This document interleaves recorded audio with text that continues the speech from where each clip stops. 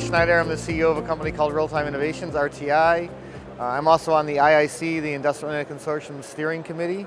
My company does high-performance networking, shared data environment for industrial systems. We're very active in the power world, medical systems, and transportation. It's an exciting period of change now because we see all of these systems fundamentally changing the way they think about how the world works. So I mean, my favorite example of the transformation that the industrial internet's doing is actually a fairly simple device. It's an ultrasound scanner at a hospital.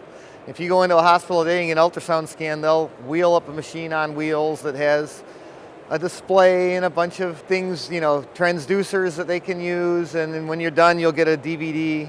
If you'd gone in 30 years ago, you'd have the exact same experience. You'd get a Polaroid picture instead of a DVD, but the architecture hasn't changed at all. The new world is going to be more like how Star Trek works, where the doctor can come in and pull a device out that is the transducer and have a wireless connection and scan you, and it sends that data out to the cloud, actually probably a private cloud, where it does an image analysis and puts it on the distributed network, and now you can look at it anywhere. Data's available.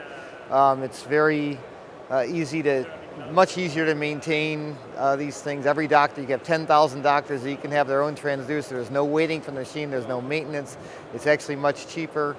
This is a customer of ours actually in Europe called BK Medical is building this system, and it really is a complete change in the way things have been for 30, 40 years in this one little medical industry thing, but it's going to change into a truly distributed system. And we see that in medicine, transportation, power systems, everywhere, where people are coming up with new architectures that instead of the old standalone single machine way are now fully distributed and usually much cheaper and much more effective. So we're active in the medical industry and connected medical devices. The big, a shocking number there is the third leading cause of death in the United States and probably in Europe as well is mistakes made in hospitals. Mistakes that could be detected by intelligent devices if they could communicate with each other and share information and be smarter about how it works. So, we can save a lot of lives with that. In the power world, if you have a solar array on your house, if you have a solar panel on your house, you might think you're saving a lot of energy, but you probably aren't really because the grid is too stupid to know about that. And so we have a demo here of a microgrid solution that can make solar energy much more efficient.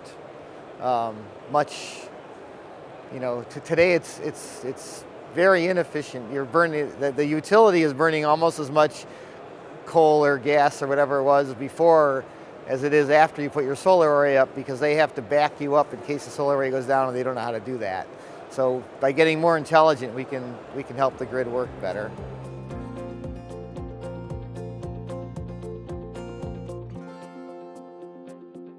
IOT Solutions World Congress is sort of unique in the world.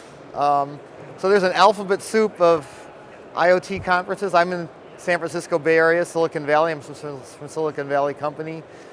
There's a IoT conference in the Bay Area every single week.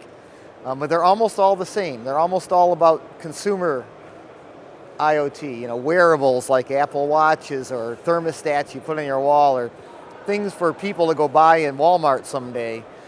This conference is much more about the fundamental infrastructure of society and how that can be changed to make things much more efficient. It's called the Industrial Internet of Things, but I think it is really an exciting field. It's a much bigger economic impact than the consumer things, but it's not as available to people. They don't really understand what it is because, when was the last time you bought a hydropower dam or a transportation smart city? You just don't buy those yourself.